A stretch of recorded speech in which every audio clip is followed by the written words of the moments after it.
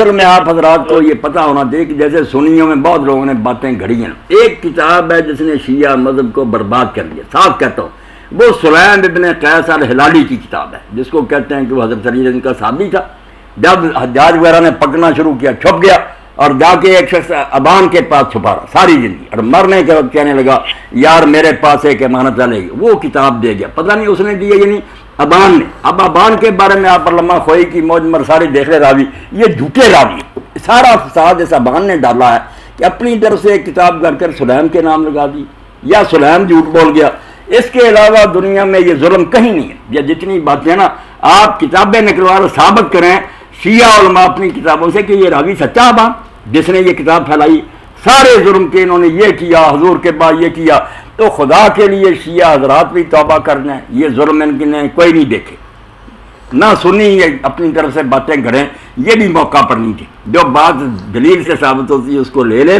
میں نے یہ کاغذ قلم کے بارے میں صاف کہہ دیا نا کہ حضرت عمر علی نے جو کچھ کیا غلط. ابن حزم جیسے کہتے ہیں کہ انہوں نے بہت بڑی خطا کی ہے, انہیں کیا حق تھا, حضور لکھوانا چاہتے لکھوانے دیتے. جو بات صحیح ہوگی شاہ صاحب میں وہ کہہ دوں گا, مجھے کسی کا ڈر نہیں, نہ میں پرواہ کر دوں, مگر بات کو بڑھانا بننا چاہیے اپنی حد سے, جتنی ہے اتنی رکھے.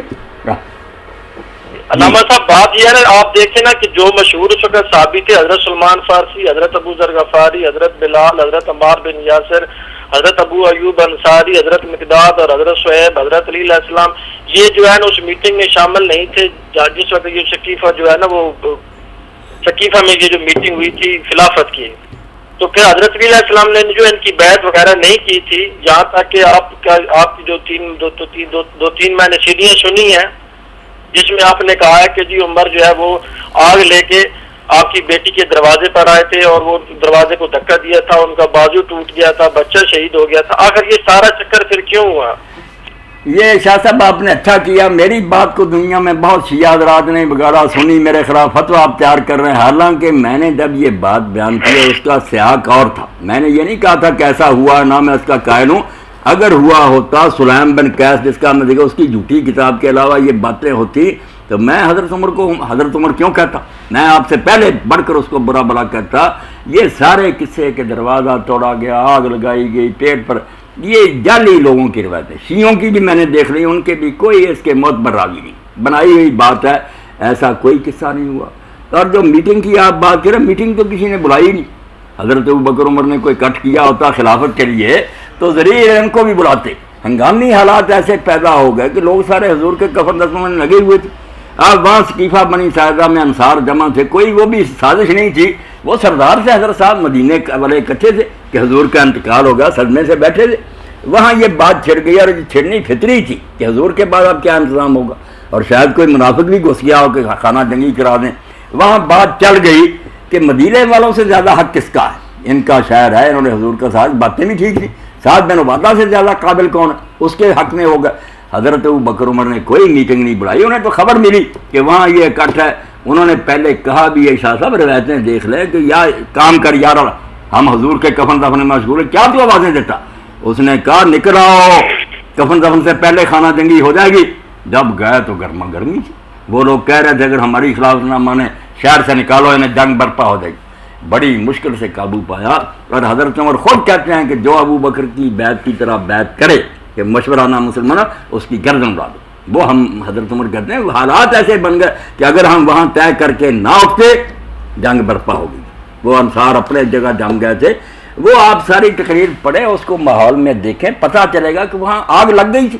یہ بیچارے کیا کرتے, میٹنگ نہیں بلائی, کوئی انہوں نے اکٹھ نہیں کیا, یہ تو وہاں اطلاع ملنے پر پہنچے. اور حضرت امیر المومنین کے بارے میں جو نا کہ ان کو پکڑ کر لے گئے گلے میں رسا, وہ سب شاہ صاحب میرے علم میں. میں نے اس تقریر میں صرف وہاں شیعہ سنی بریلوی سارے جمع تھے, اب اہل حدیث اور دوسرے بھی اس کو غلط رنگ دے رہے ہیں. میں نے کب کہا یہ باتیں ٹھیک ہے, صرف میں نے وہاں یہ سمجھانے کے لیے ناظم حلقہ نے کٹ کیا تھا. وہاں اگر میں کہتا یہ باتیں غلط ہیں, شیعہ کہتے یہ سنا کے لیے بنایا, ہماری باتوں غلط. وہاں یہی صرف سمجھانا تھا کہ شیعوں کو بھی برا برا نہ کرو, نہ انہیں قتل کرو. انہوں نے بیچاروں نے جو سنی ہے نا, سچی ہے یہ جھوٹی, وہ یہ ہیں باتیں ان کی طرف سے بیان کی تھی. اور کہا تھا کہ جن بیچاروں نے بچپن سے یہ سنی ہے اور کتابوں میں پڑھتے آتے, وہ لعنت نہ کرے تو اور کیا. یہ بات ہی ان کی طرف سے. سنیوں کو کہا کہ تم نے سنا کہ انہوں نے بڑا انصاف کیا، حضور کی سے محبت کی ہے، یہ ان کی تعریف نہ کریں تو اور کیا. یہ سارے حلقوں کو ٹھنڈا کرنے کے لیے کہ مار کٹائی اور مناظروں سے کیا بنے گا، جو کسی نے سنا اس پر لگا، اس کو اپنا اپنا رنگ سب نے دے دیا. پہلے شیعوں نے کہا کہ مولوی صاحب نے ہماری حمایت کر دی کہ یہ ظلم ہوئے تھے، حالانکہ میں یہ ظلم مانتا تو حضرت عمر کو معذرہ، حضرت عمر کو کہتا پھر لعنت نہ کرتا. اور اہل حدیثوں نے بنا دیا کہ مولوی صاحب خود کہتا کہ یہ ظلم ہو. نہیں، وہ نہ میری طرف سے نکلی، وہ شیعہ حضرات کا عذر ہے کہ وہ بیچارے بھی معذور ہیں. صحیح غلط کا فیصلہ ہوتا رہے گا. جو سنا ہے میں نے تو وہاں کہا کہ اگر سنی بھی مان لے کہ ایک حیثیت بھی اس میں سچ ہے تو وہ چھوڑے نہیں صحابہ کو، اور کیا کرے. مسئلہ تو صرف یہ ہے کہ 1400 سال کی باتیں ہیں، راوی طرح طرح کے ہیں، جھوٹ سارے گروہ مانتے ہیں، کتابوں میں بھرا گیا ہے. اب ان کی بنا پر کیا فیصلہ کیا جائے کہ ان کی بات سچی ہے یا نہیں سچی.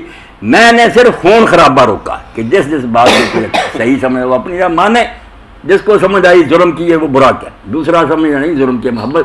مگر آپس میں جو مشترکہ کام ہے نا ہندوؤں، یہودیوں، عیسائیوں کے مقابلے میں، اس کے لیے خدا کے لیے سارے کٹے. اس کا اصل تو ہے یہ موضوع، مگر لوگ اپنے اپنے رنگ میں اس کو پیش کریں.